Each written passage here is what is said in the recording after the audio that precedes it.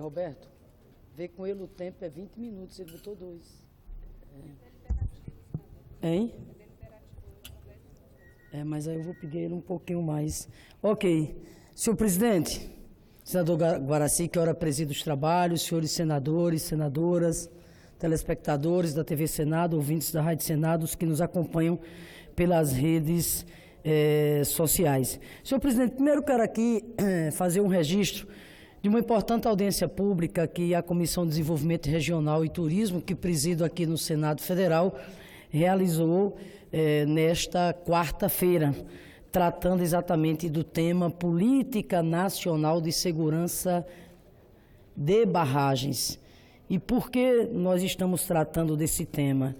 Porque a Agência Nacional das Águas, senador Guaraci, divulgou um relatório desde 2016 mostrando o quadro extremamente grave em que se encontram as barragens no nosso país.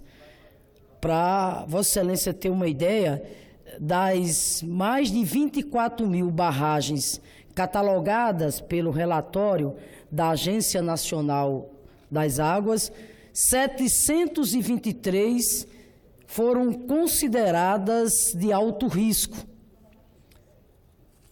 Ao mesmo tempo em que dessas 723 barragens consideradas de alto risco, a grande maioria está exatamente localizada na região Nordeste. Meu estado, por exemplo, nós temos lá 3 importantes barragens que foram aqui, aparecem no relatório da Agência Nacional das Águas com problemas. Temos a Passagem das Traíras, que é uma barragem muito importante, lá na região do Seridó, foi construída na época do hoje deputado, então governador Vivaldo Costa. Temos o Açu de Gargalheiras, a barragem Marechal Dutra e a barragem Calabouço, lá na região agreste. Ontem, nesta audiência pública, o DENOX esteve presente e, no que diz respeito à questão de Gargalheiras, ou seja, a barragem lá Marechal Dutra, pelo menos aqui o DENOX deu conhecimento de que os serviços de reparação da barragem estão bastante avançados. Então, está em curso a obra de recuperação lá da barragem lá de Marechal Dutra, lá em Acari. Passagem das Traíras, o secretário de Recursos Hídricos esteve presente na audiência pública e adiantou que está em fase de preparativos o processo licitatório, que vai, portanto,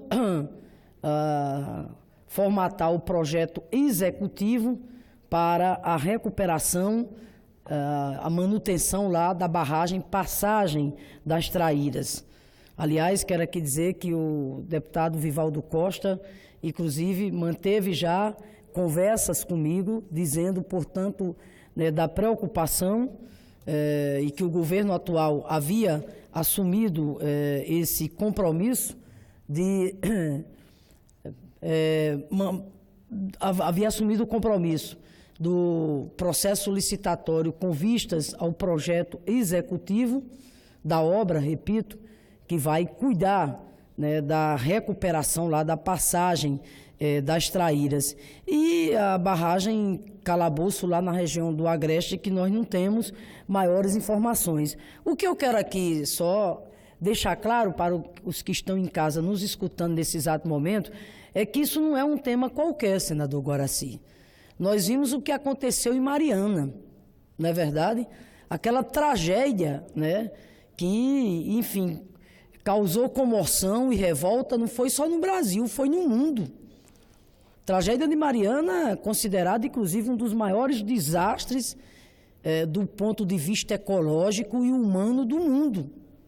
Então, na hora em que a Comissão de Desenvolvimento Regional se debruça sobre esse tema, aliás, tema esse que foi escolhido por nós, no âmbito da Comissão de Desenvolvimento Regional, como a política pública a ser avaliada no ano de 2018, com isso, né, o Congresso Nacional está aqui sinalizando claramente para a sociedade que é preciso que o governo federal, que os órgãos competentes tomem providências para que essas tragédias anunciadas não se concretizem no futuro, ceifando vidas humanas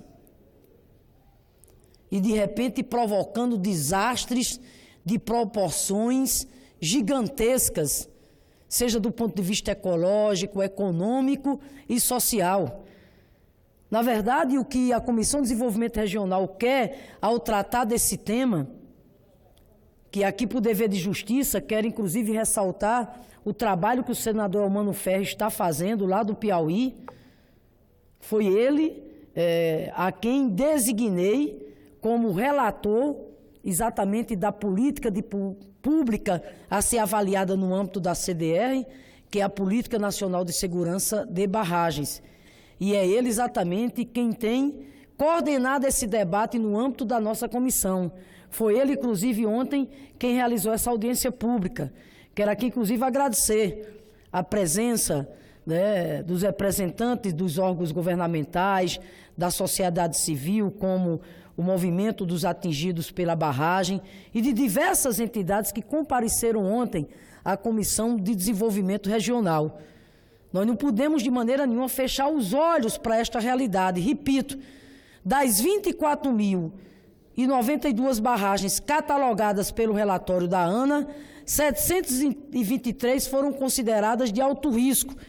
E que riscos são esses que eles aqui falam? Infiltrações, rachaduras, né? A questão da insegurança, né, nos equipamentos de proteção às barragens. Então, veja, não dá para fechar os olhos a esta realidade. De forma que nós vamos fazer o nosso trabalho aqui no Congresso Nacional, para que este relatório seja entregue ao governo federal. E o governo federal tem que tomar providências que começam, senador Guaraci, a partir do orçamento. Brincadeira! Sabe quanto é que estão previstos lá para os serviços de manutenção, de reparação, nessas importantes estruturas hídricas do nosso povo? Cerca de 34 milhões apenas. Por exemplo, no meu estado, me preocupa muito, sim, a situação lá da barragem Passagem das Traíras. Isso precisa ser olhado com toda atenção.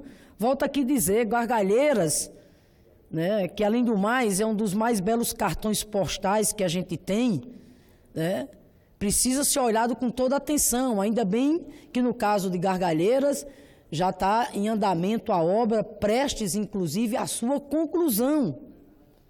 Mas nós temos calabouço lá na região agreste que nenhuma iniciativa foi tomada. Isso precisa ser olhado. E tem outras barragens também, não é só no Rio Grande do Norte, não é só no Nordeste. Agora, é pelo país afora. Agora, é preciso um olhar especial para o Nordeste, porque das 24 mil barragens, 723 estão ameaçadas, apresentando, portanto, problemas, e a maioria dessas 723 estão exatamente localizadas na região Nordeste. Então, eu encerro esse tema aqui dizendo que a Comissão de Desenvolvimento Regional está atenta. Nós vamos produzir o nosso relatório para ser encaminhado aos órgãos competentes, cobrando em nome do povo brasileiro as devidas providências, repito, para que essas tragédias anunciadas não se concretizem, para que, de fato, inclusive a lei que instituiu a política nacional de segurança e proteção das barragens tenha orçamento suficiente para que ela seja implementada na prática. Ainda nesse tema, senador, quero aqui dizer que ontem estive no Ministério da Integração Nacional, ocasião em que conversei com o doutor Gustavo Canuto, secretário executivo daquela pasta. Quero aqui dizer que a audiência foi extremamente positiva, porque obtive do secretário executivo, lá do Ministério da Integração Nacional, a garantia do orçamento necessário no valor de 238 milhões, para que, se Deus quiser, nós possamos dar andamento e concluir a barragem de Oiticica. Lá em Jucurutu, na querida região do Seridó do nosso estado. Essa barragem não é uma barragem qualquer, senador Guaraci. Só para se ter uma ideia da grandiosidade dela, ela será o terceiro maior reservatório hídrico do nosso estado. Era um sonho que o seridoense acalentava há décadas. E justiça tem que ser feita. Esse sonho começou a realizado, foi no governo da presidenta Dilma. Porque foi no PAC, né, que ela foi incluída e a partir daí começou exatamente, né, o início da obra. A obra hoje está com mais de 60% em conclusão, em andamento. Aliás, pois bem, nesta audiência de ontem, o que importa aqui dizer para o povo do Seridó e do Rio Grande do Norte é que os 238 milhões estão assegurados, que é para garantir a conclusão da obra. Além do mais, fiz um apelo ao secretário executivo para a liberação imediata de o empenho e posterior liberação de 56 milhões de reais, oriundos de uma emenda parlamentar da bancada federal do Rio Grande do Norte, destinada exatamente a Oiticica, e de forma que disse a ele ontem, ao secretário executivo, que no que depender do governo que vai assumir a partir de 1º de janeiro, no que depender desta governadora, toda a celeridade será dada para que no calendário previsto, ou seja, dezembro de 2019, eu possa celebrar com o povo do Seridó a realização desse sonho, que é a barragem de Oiticica. Quero aqui mais uma vez saudar toda a comunidade lá de Jucurutu, de toda a região do Seridó, a comunidade lá de Barra de Santana, pelo papel de mobilização importante que eles têm desempenhado.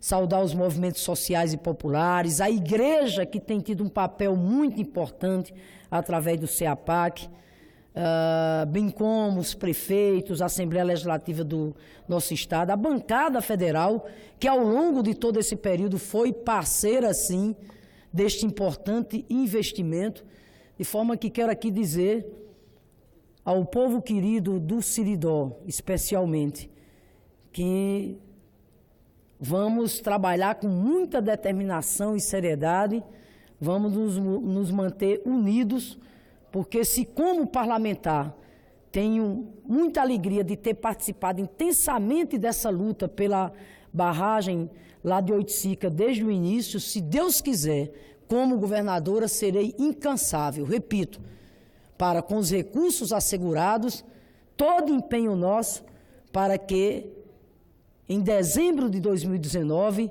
a gente possa estar inaugurando e entregando esta importante obra ao povo do Seridó. Uma obra importante do ponto de vista econômico, do ponto de vista social, do ponto de vista humano, uma obra que faz parte do complexo de transposição das águas do São Francisco. Acrescento ainda também que na ocasião ontem tratei com o secretário do ramal Apodi-Mossoró, que é outro importante investimento que precisa ser feito no nosso estado. E ontem cobrei exatamente do Ministério da Integração Nacional as providências para lançamento do edital que vai viabilizar o início daquela importante obra. O ramal Apodi-Mossoró precisa ter início, para que ele tenha meio e fim. E o fim dele é inquestionável. Qual é o objetivo do ramal Apodi-Mossoró? É fazer com que as águas do São Francisco, quando chegarem ao Rio Grande do Norte, contemplem o Rio Grande do Norte como um todo.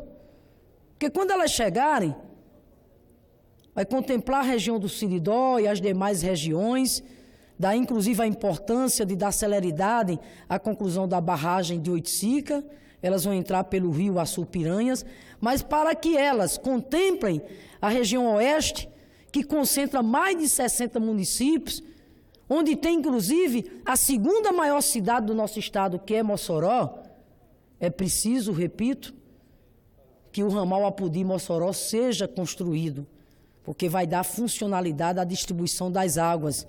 É uma obra, inclusive, grandiosa, que vai levar um tempo considerável para ser construído. Daí a nossa pressa para que ele tenha início.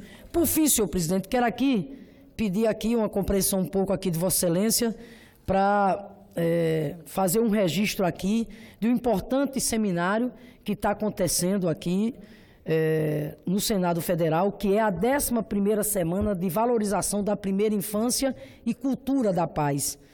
E o tema desta Semana de Valorização da Primeira Infância e Cultura da Paz esse ano é exatamente a construção da paz pela primeira infância. Parentalidade, proteção e promoção da criança está sendo debatido em diversas palestras e oficinas que fazem parte do seminário que começou dia 20 e termina exatamente neste dia 22.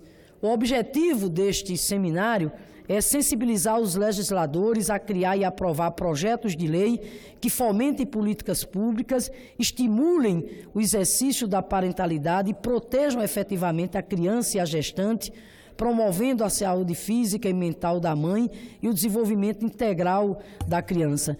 Esse tema, senador, me fala muito de perto, inclusive na condição de professora que sou. E quero dizer aqui da alegria que tenho, porque uma das principais ações minha enquanto senadora aqui ao longo desses 4 anos foi ter tido a alegria e a oportunidade de ter sido a relatora do marco legal da primeira infância. Uma das leis mais importantes do nosso país. E foi esta professora, na condição de senadora, que foi a relatora, aprovada aqui por unanimidade no Senado Federal.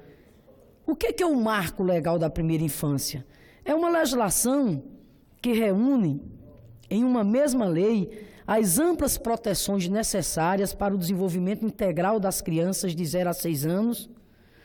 Esta lei, que foi sancionada pela presidenta Dilma em 8 de março de 2016, e é bastante inovadora,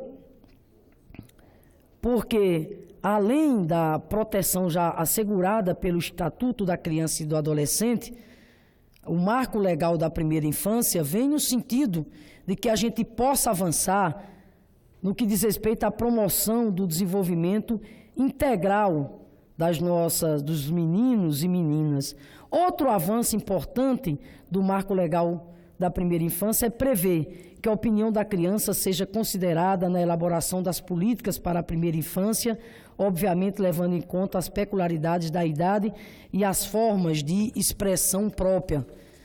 De acordo com o marco legal da primeira infância, as áreas de educação infantil, alimentação, nutrição, convivência familiar e comunitária, assistência social, cultura, lazer e proteção devem ter prioridade nas políticas públicas. Os pais e as mães também são responsáveis, juntamente com os estados, municípios, União e toda a sociedade, pela proteção, educação, promoção e pelo desenvolvimento das crianças. Quero ainda aqui acrescentar, senador Guaraci, que tive a alegria de, neste ano, na condição de candidata a governadora do Rio Grande do Norte, ter assinado a carta compromisso formulada pela Rede Nacional da Primeira Infância. Assinei essa carta e quero aqui, da tribuna do Senado Federal, reafirmar mais uma vez os meus compromissos. Quando lá na carta eu assumi o compromisso de, primeiro, considerar a primeira infância uma responsabilidade do Estado compartilhada com os municípios e com a União. Segundo, articular os setores do governo estadual cujas competências se relacionam a direitos da criança, visando a uma ação integrada para seu atendimento integral.